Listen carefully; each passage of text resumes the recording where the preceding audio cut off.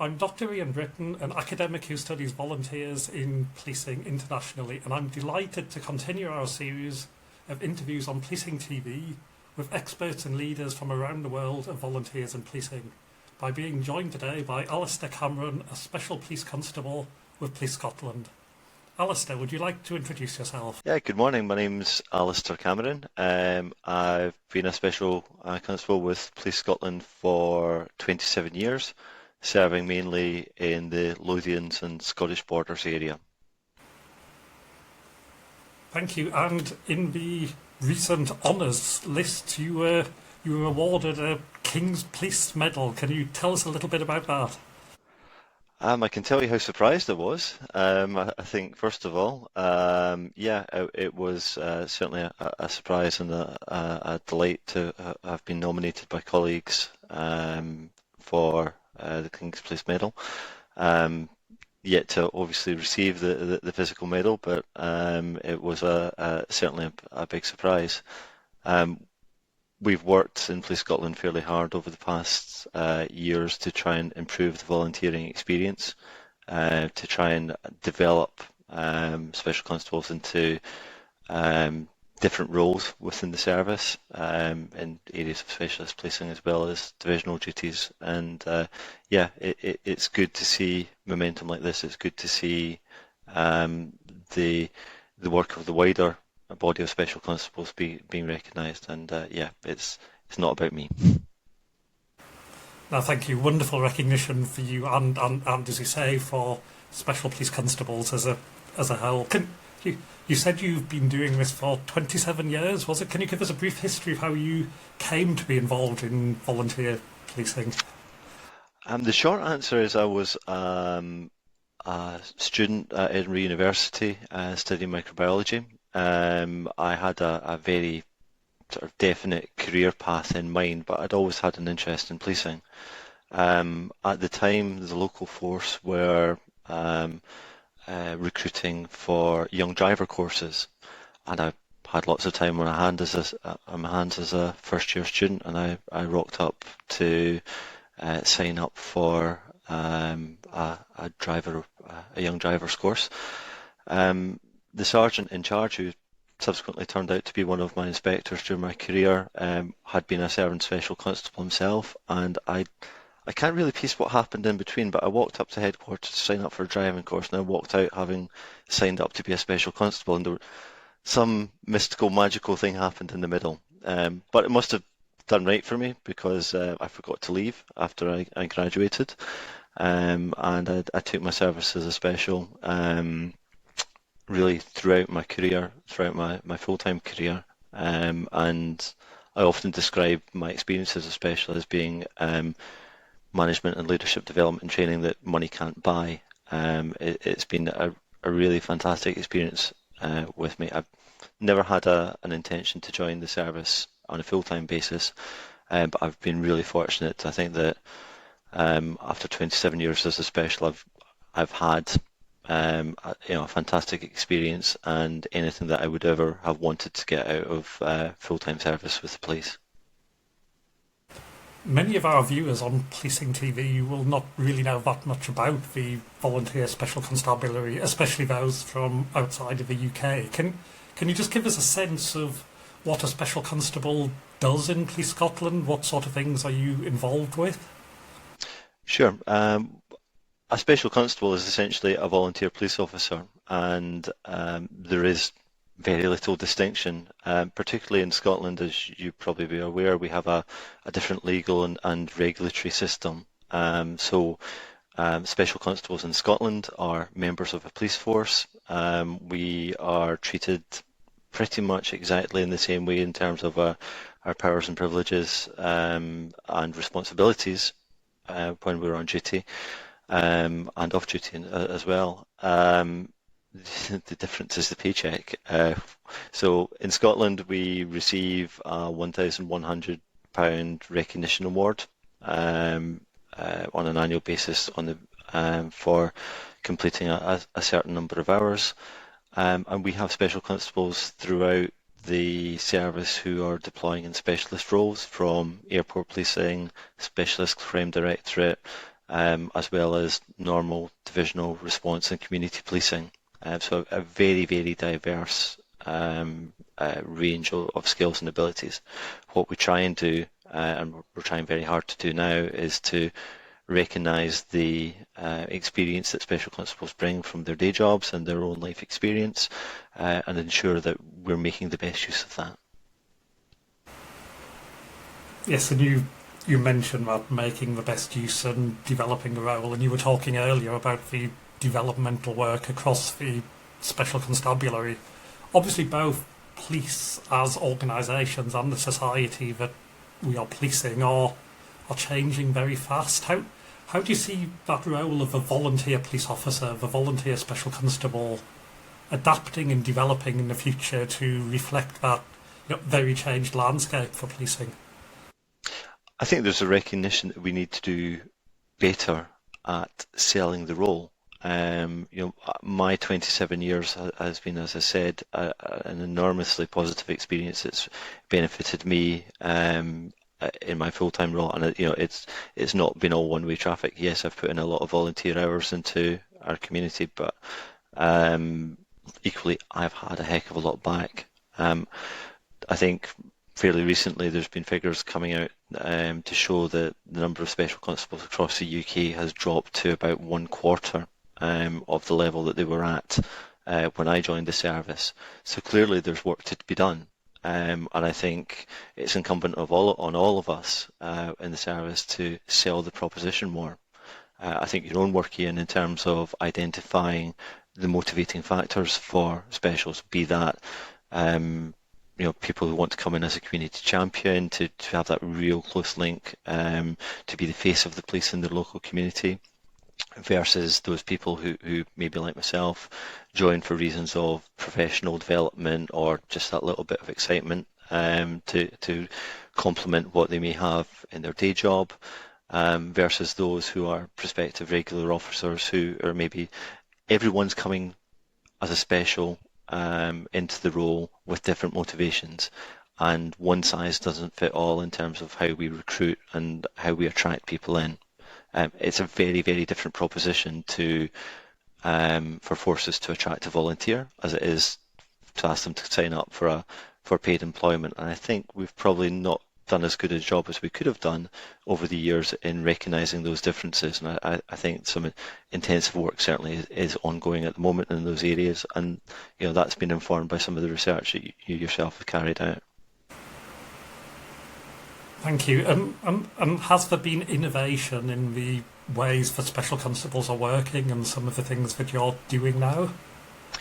I think if 27 years ago you were going to tell me that Special Constables in Police Scotland, or when we had Police Scotland, Special Constables would be working in areas of specialist crime, in financial investigation, in airports policing, in CBRN, public order, I think I would have been pretty surprised. So there has been an absolute recognition of the value that Special Constables can bring to the service, as well as the core of policing, the bread and butter response work that can be done.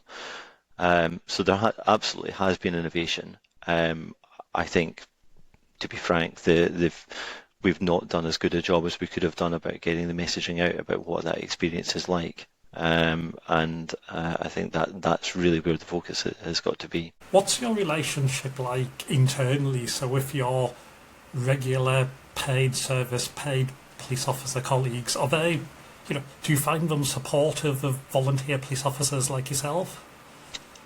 I've, in 27 years, even as a brand new entrant, have never had an issue. So when I joined, I was taken under the wing of an older special constable who had about 7 or 8 years service, and he would tell me stories of the hobby bobby or the overtime stealer or such like.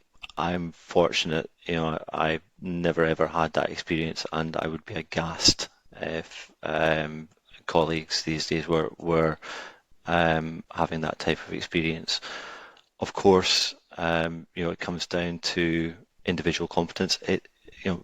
people should never underestimate signing up as a volunteer police officer is a challenging experience. You arrive on a very, very busy shift. You're thrown into some very, very challenging situation, and you're doing that as a part-time officer. So the support structures and the training and the development needed for new entrants to the service is huge, because otherwise people have a bad experience and it's very open to a special constable not to come back.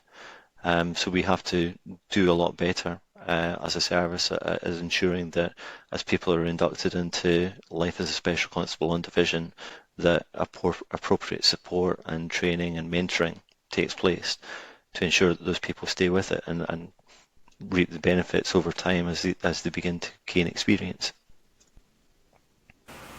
Yes, I think that early experience as a special constable has been shown to be really important in maintaining volunteer careers. The sense of support. Absolutely.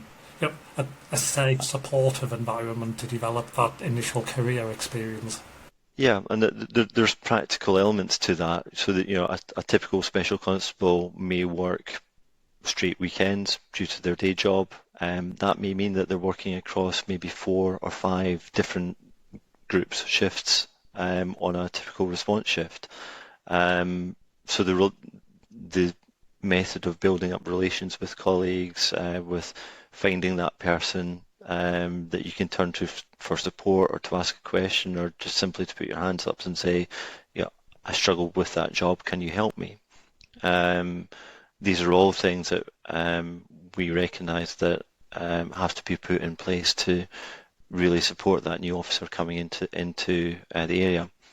It's something that I've been quite proud to work on over the past couple of years within Police Scotland, to induct new officers coming into the service, try and provide them that mentoring support by working on a specialist unit made up of special constables who understand the experience, and to allow them to build up that operational expertise that they can then go off onto a regular shift and provide a good service. Thank you. Can you share with us one particular example where you feel that as a volunteer officer you've made a real difference through your volunteering?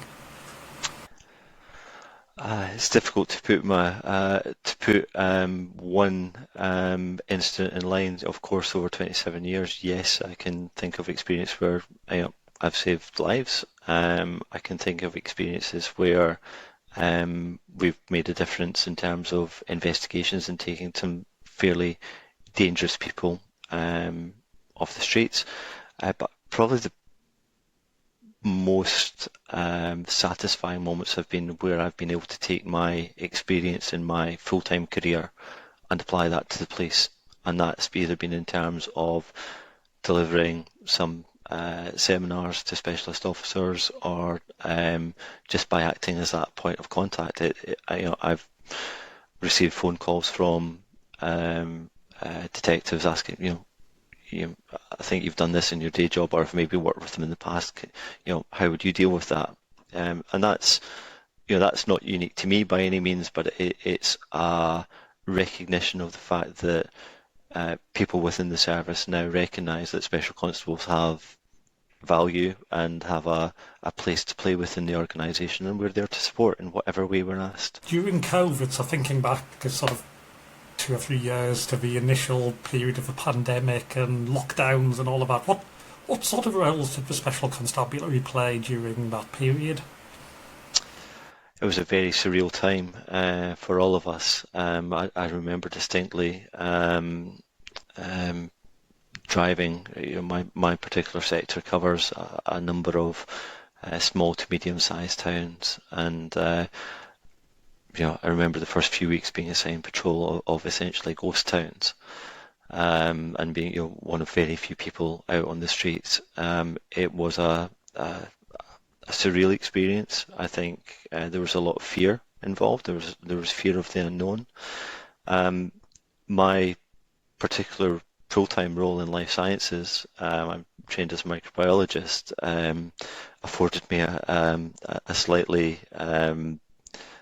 better insight into what was going on in the pandemic, and indeed that was drawn on by Police Scotland for a number of areas when we were looking at how to protect officers, how to provide, how to carry out day-to-day policing in a risk managed way.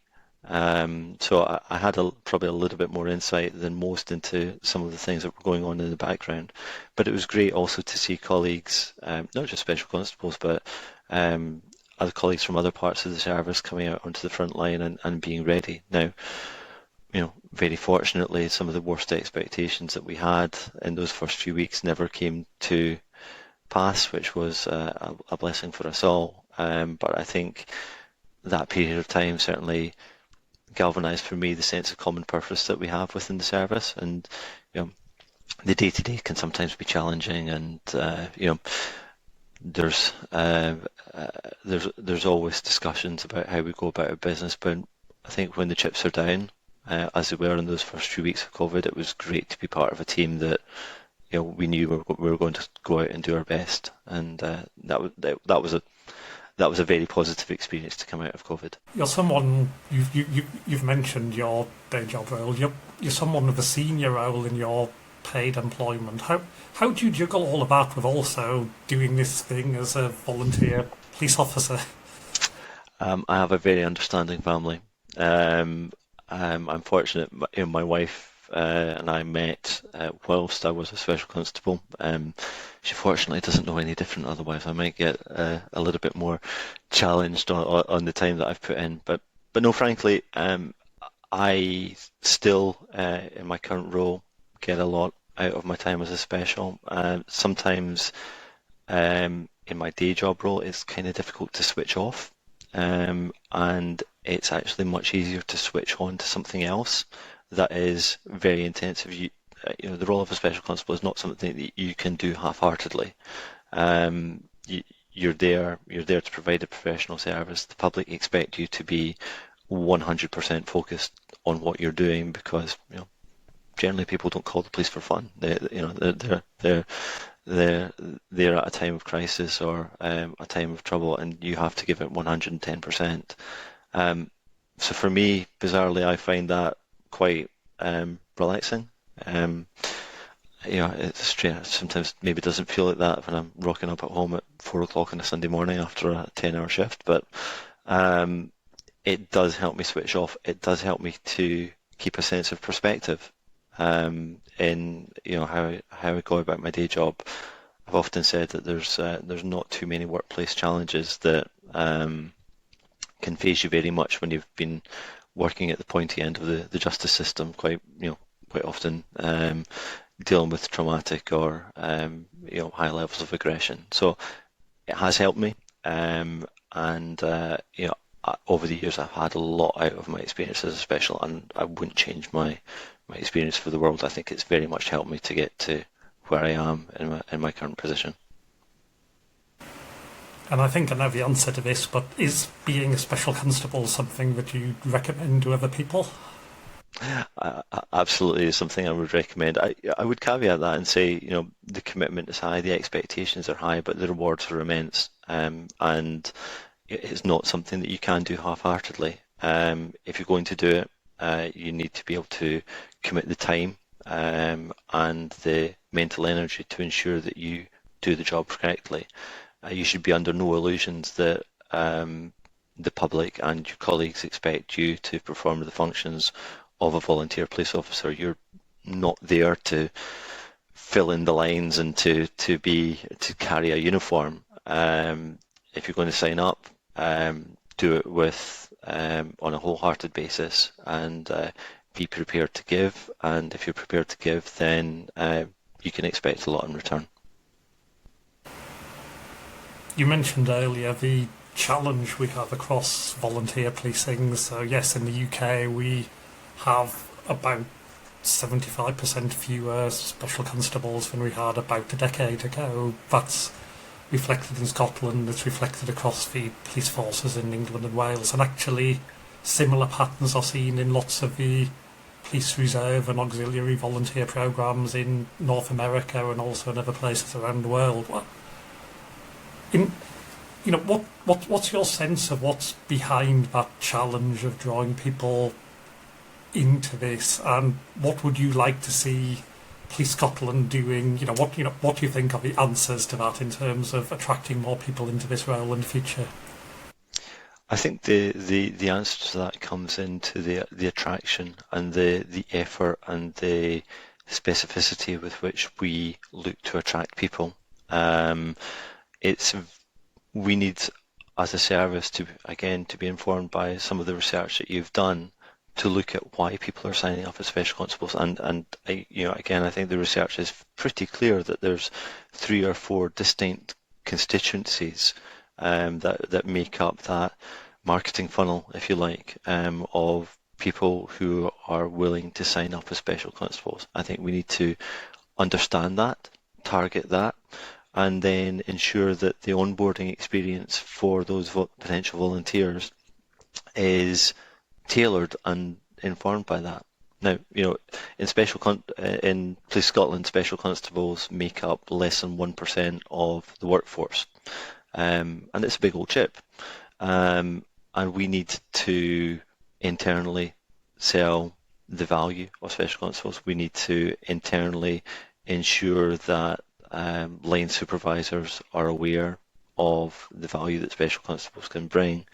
And we need to get out and sell the experience. There are other volunteer services that I work with in my rural area on a very regular basis who have waiting lists to join. So mountain rescue teams, RNLI, volunteer firefighters, they all have a broadly similar motivation and reason for volunteering than I do, although they do it in a slightly different way. But so I'm not quite sold on the fact that volunteering is dead. I just think that we need to do a little bit better than we have done about selling that experience, and that's something I look forward to being part of over the next few years. I think we need to get out there and really sell that message. I think that's spot on, would be my view. I think that there's a huge sense that the public are simply unaware of this as an opportunity, and also, what, as you say, we haven't sold the nature of experience that is on offer here.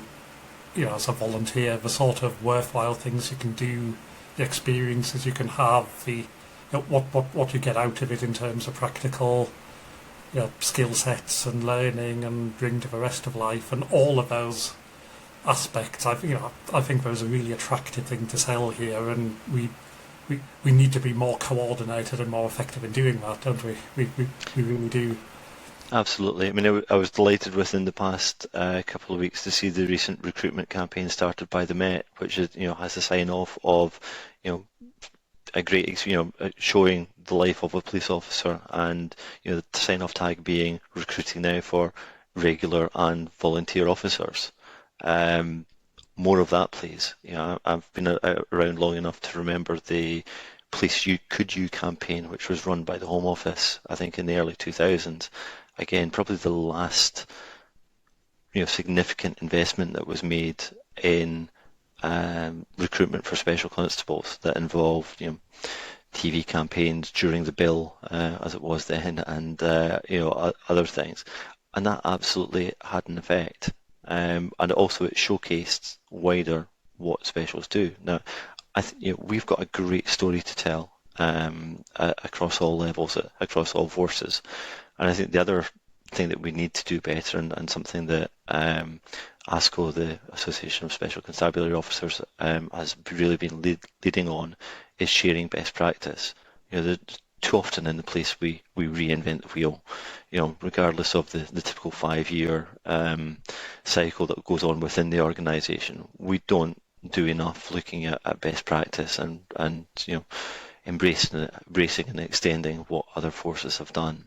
So there's some great work going on in the background with ASCO on sharing figures, sharing stats, sharing recruitment materials. And if we do that and we can accelerate our progress that way by not reinventing the wheel, that's only going to be good.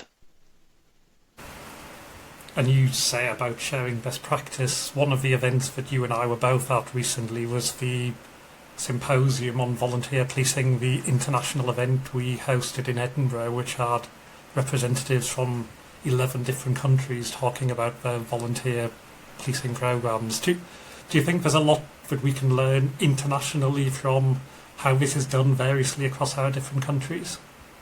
Absolutely. So the symposium in Edinburgh a few months ago on international policing was a fantastic experience, and it just served to prove the point that we just made around sharing of information between forces. There we had officers from the US, from Malaysia, from the Netherlands, Estonia, all organisations with hugely different structures, hugely different legislative frameworks.